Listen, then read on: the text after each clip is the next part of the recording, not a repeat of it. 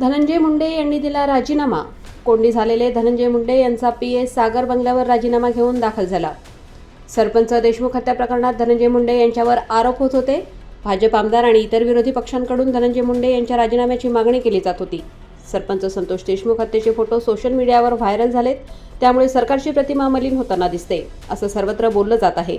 त्यामुळे आता धनंजय मुंडे राजीनामा देणार का हा प्रश्न उपस्थित होत होता. धनंजय मुंडे यांच्या पीएने सागर बंगल्यावर आपला राजीनामा दिला आहे. डिसेंबर महिन्यात संतोष देशमुख यांची अत्यंत निर्घृणपणे हत्या करण्यात आली. आरोपींनी क्रोऱ्याच्या सगळ्या सीमा ओलांडल्या. या प्रकरणी तपासासाठी राज्य सरकारने SIT आणि CIDची स्थापना केली. शनिवारी या प्रकरणी CIDने 1800 आरोपपत्र दाखल केलं. या आरोपपत्रातून वाल्मिक कराडचं मुख्य मास्टरमाइंड असल्याचं सांगण्यात आले. संतोष देशमुख यांची हत्या करण्यात येत असल्याचे काही फोटो आणि व्हिडिओ समोर आले आहेत. अर्थसंकल्पीय अधिवेशन सुरू असताना हे फोटो आणि व्हिडिओ बाहेर आलेत. त्यामुळे राज्यातील राजकीय वातावरण पुन्हा एकदा ढवळून निघण्याची शक्यता आहे.